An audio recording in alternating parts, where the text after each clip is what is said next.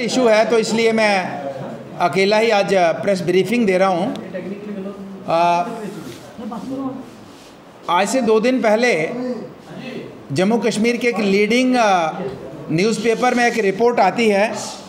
कि high court seeks details of criminal cases of the politicians in the courts, के courts के अंदर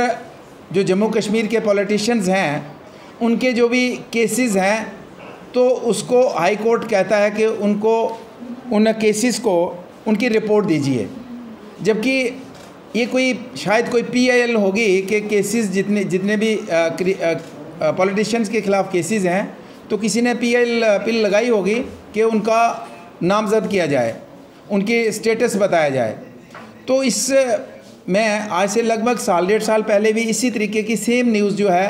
तभी इस पेपर में छपती है और तभी मेरा नाम टॉप पे आता है, नंबर 1 पे मेरा नाम आता है। और आज जब परसों का जो पेपर है इसमें फिर से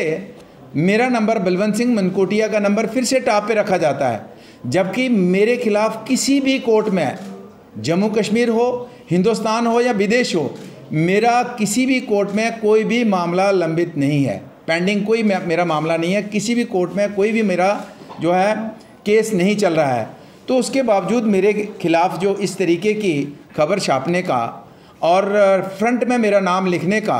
ये कोई तुक बनती नहीं है। तो इसलिए मैं उस लीडिंग जो न्यूज़पेपर है उनके जो ओनर है, मेरी टेलीफोन पे परसों भी बात हुई थी,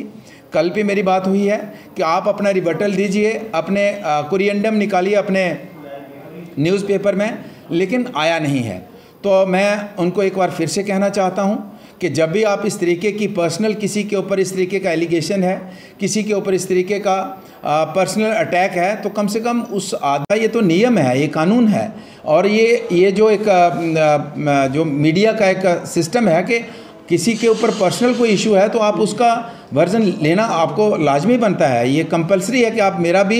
मेरी तरफ से भी पूछना चाहिए था कि बलवंत जी, अगर आपके ख़िलाफ़ ये रिपोर्ट आई है तो क्या आप कुछ इसके ऊपर कहना चाहते हैं। तो मुझे पूछा नहीं गया और पहली बार जब छपा तब भी नहीं पूछा गया, फिर से छपा तब भी नहीं पूछा गया। तो मैं एक बार फिर से कहना चाहता हूँ, मैं कंट्रोवर्सी में नहीं आना चाहता हूँ, मैं उस पेपर के जो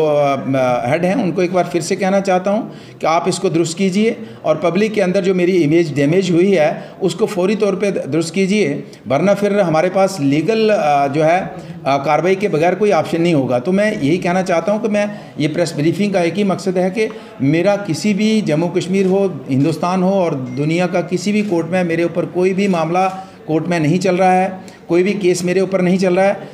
मेरा कोई भी कोर्ट से कोई